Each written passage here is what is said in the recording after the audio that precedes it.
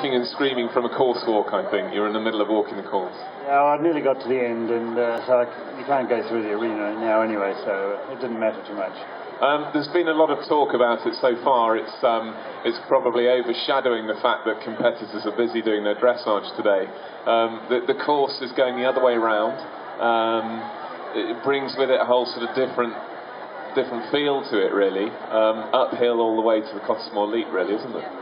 Yeah, I mean, it's going to be interesting because we have sort of over the years gone various different routes around this park, and whichever way you go, you're always going to go uphill and downhill. It's part of the terrain. But normally going the other way, we get to Cottesmore Leap at about 7 minutes or so, and then you've got sort of that downhill run to sort of help get you home. This year we've got that climb early, and we're up there about 3.5 minutes.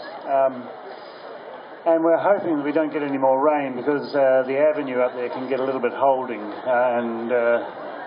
But I could quite easily see early on you're going to be well down because the first minute comes just after we've gone over the boathouse at the Lion Bridge. So you've got about 6 jumping efforts in that first minute. And then you've got to go back through the water. Then you've got capabilities cutting.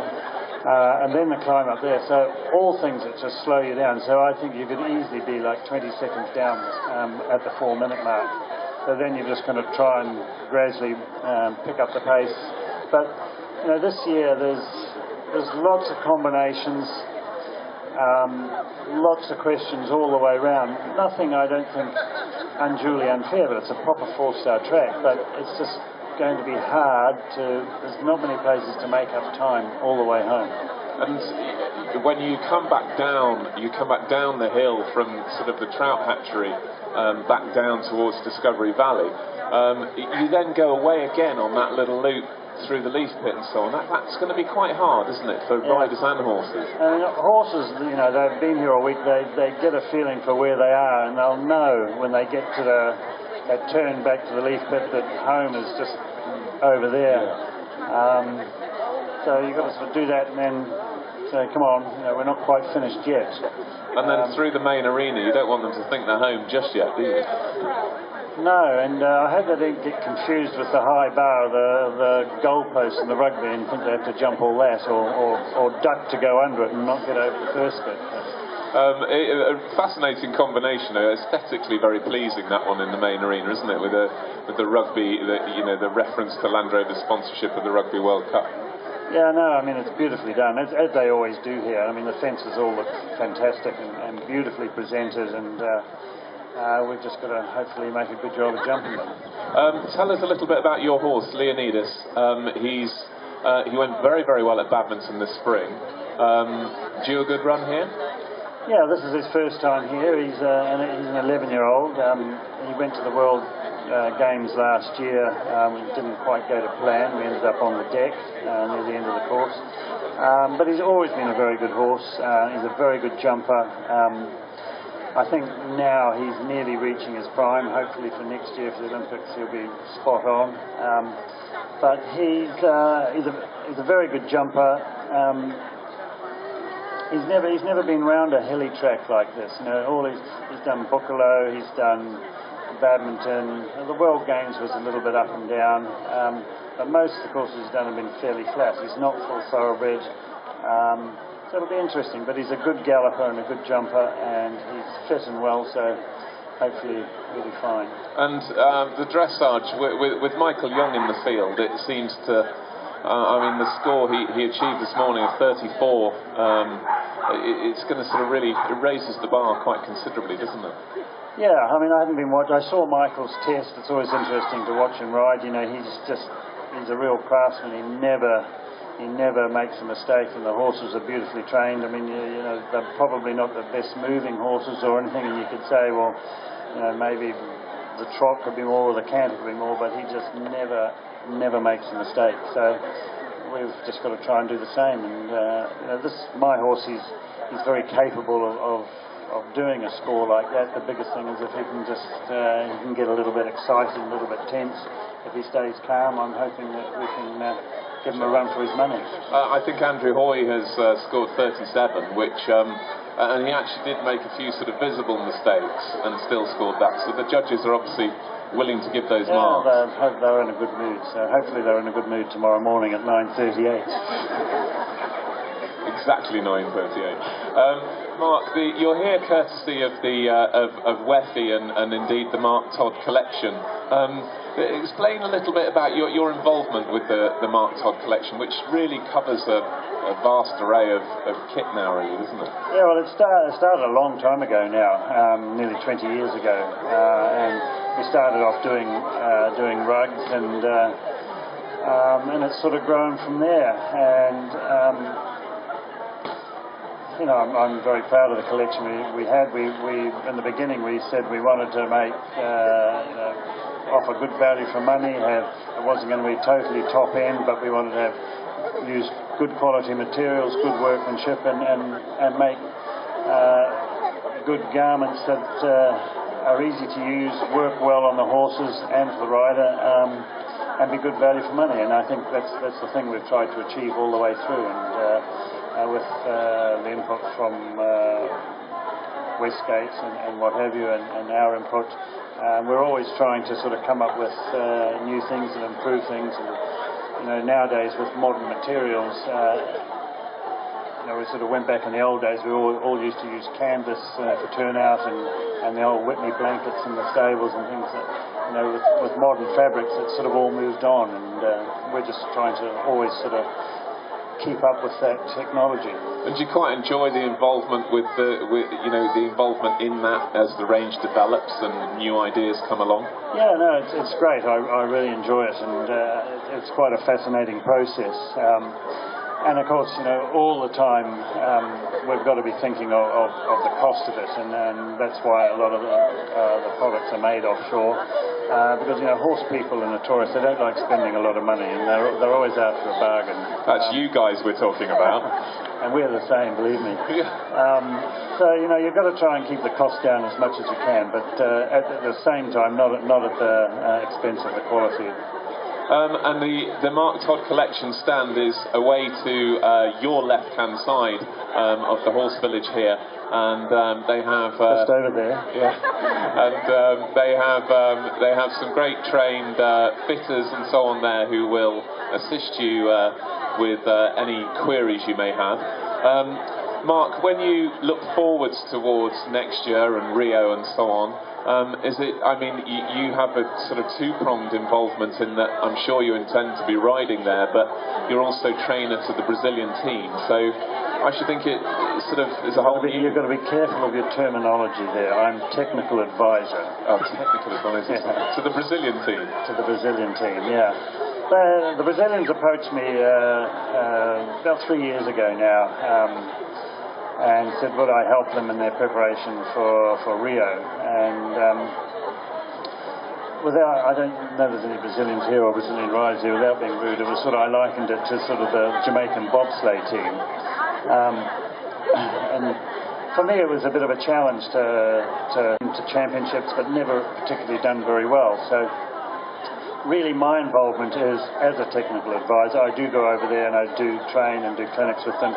I've had them based with me for various periods of time. I've advised them on horses to buy and that sort of thing. And we have now Anna Davies, a British dressage rider. She's the dressage trainer. I've brought in a Brazilian guy who's the show jumping trainer. So, and it's basically my job has been putting a team in around them to try and lift them up. And 2 years ago they had the South American Championships in Brazil, and that was their first sort of step along the way, and they won that. And then this year they've had the Pan American Games, and traditionally America always wins it, and Canada comes second, and actually Brazil have won it once when no other team finished, but they did manage to finish. But this year they went there and they were very, very competitive. They were probably slightly unlucky not to win the whole thing. You gave the Americans a real chase. Gave them a real fright, and they're now seen as, realistically, we're not looking at a medal chance next year, but they could do really well. But of course, it's so different for them over there. They have vast distances to travel. They run a 3-star event, and they maybe have 4 or 5 or 6 competitors. They might have a 2-star event with 12 to 20 starters. The sport is so small. So to actually, and most of them only have one horse. So to get a team there in one piece, all at the same time is going to be a big effort. But they're really great guys. They're really keen, and they've got some very good riders, and they've got some decent horses now. So we'll keep chipping away. And as a rider, going, I'm sure you hope to go with the New Zealand team. Is it going to present a different feel being in eventing in Brazil? I didn't go to the practice event there this year, but I have been to the site and looking at the photos and hearing reports of people that came back. I mean, it's a fantastic venue. For me, it's a little bit like Blenheim. I mean, it's just sort of rolling countryside. They've done a fantastic job with the arenas and everything else. The organisation in Brazil everything likes to happen at the last minute, so but it normally gets done. But I think everybody will be pleasantly surprised. I think it'll be a really good competition and a great venue. And the New Zealand team, with some of it must be a great position to be in, yourself as kind of the statesman of the team, if you like. But the likes of Janelle and Tim. Young Jesse Campbell had 2 very good wins last week in Ireland at Mill Street. You've got some real strength and depth, haven't you? Yeah, I mean we're a little bit like, Brazil is a little bit like us sort of 30 years ago. We haven't got a lot of depth. We've got half a dozen or 7 or 8 riders. Again with nice horses at the moment. The thing is, the key is, of course, it's 12 months away or a bit less, is keeping the good horses sound but still match fit and ready to go. And I mean, I'm fortunate. I've got 2 horses that I think are very good, and I've got the horse here, Leonidas, and I've got another horse, Campino, who's another very good horse. So, touch wood. One of them will be on form for next year, and hopefully the other guys have horses ready to go as well. Mark, when you think about Burghley, you've been here, you've won here. It must be a very special place to be. Oh look, it's just magic. And I first came here, rode here 36 years ago, which is slightly alarming, but. I was riding up through the park the first day I came here, and every year it just hits you how amazing and beautiful, and the house is a stunning house, and it's just a real privilege to be able to be here and ride here. And Burghley's always had a special atmosphere of its own. Of course we have Badminton in the spring, and that has its own atmosphere, but this is in some ways a little bit more relaxed, a little bit more friendly, and as I say, just such a stunning venue to be at. What's the single biggest change? You say you were here first of all 36 years ago. What's the single biggest change you've seen in the sport over those years? I think obviously it's grown. Everything's grown, but I think here the biggest thing they did was years ago they fenced off and had a permanent track here, and the ground conditions have been made that much better, and it's all become much more professional and more horse friendly, I think. which I guess has to add to the longevity of horses' careers and so on. Yeah, I mean, you know, it's because the whole thing's become much more professional. You know, we all did it and we had horses, and so nowadays they're worth so much more money, and there's a little bit more prize money to be had, and but you know, we want the horses to last, and they do a lot nowadays with the ground and everything else to make it as good as possible. Well, we're very grateful for Mark's time and mustn't keep him for too long. He's got plenty to do with his preparations for trying to take the Burghley title this year. Anyone with a question for Mark? Anyone want to stick their hand up and ask him a question? We have got Don't ask me how much longer I'm going to keep going. It's like that. We've maybe got a roving mic that might come racing round. And is that the most asked question, Mark? How much longer you'll keep going? It tends to crop up quite a lot, yes. And the answer is I don't know. I'm not looking beyond next year at this stage. Oh, the dog's back. The dog's back. Anyone? Somebody had a question. Someone wants to stick their hand in the air? A hand definitely went up. Sorry, Susie. I'm sure a hand went up. What? Oh, he'd seen his friend. Oh well, no question. No one asking how long. Oh, we've got one there. I just wanted to ask, how much would you like to have tried riding Avebury round here if you were still allowed to take catch rides? Yeah, well, I did think of ringing up and offering my services, but I thought it might be a little bit inappropriate. Go on, that wasn't enough of an answer. Would you fancy a spin round here on Avebury? Oh, of course, but you'd have everything to lose, and well, I suppose you could have a gain by winning it, I guess.